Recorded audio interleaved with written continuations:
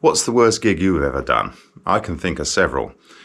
First of all, playing in a hall in Woking in the early 90s, expecting a wonderful audience to turn up, looking out and realising there were two people and a whippet. Old fella's wandered in with his whippet, probably not realising what's going on, thinking it's a bingo night or slightly intrigued just to see what's happening. The other person was a lovely young lady. None of us knew who she was, and she turned up.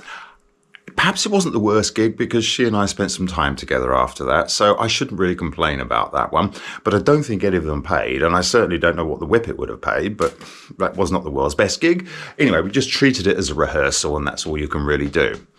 Another time, Boxing Day at a local pub, our local pub, we were entertaining a crowd that was packed, jammed in. It was just going off. It was fantastic.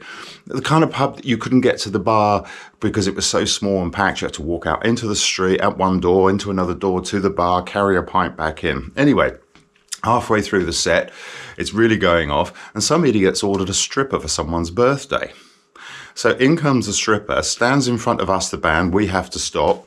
She does what strippers do. The whole pub is absolutely going wild and enjoying themselves.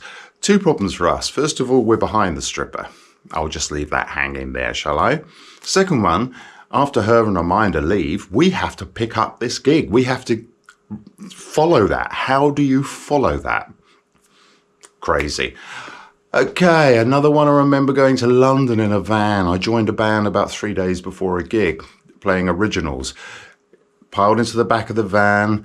The driver manages to demolish an awning over a tobacconist before we've even left our hometown. So that was an auspicious start. The band, no doubt, damaged.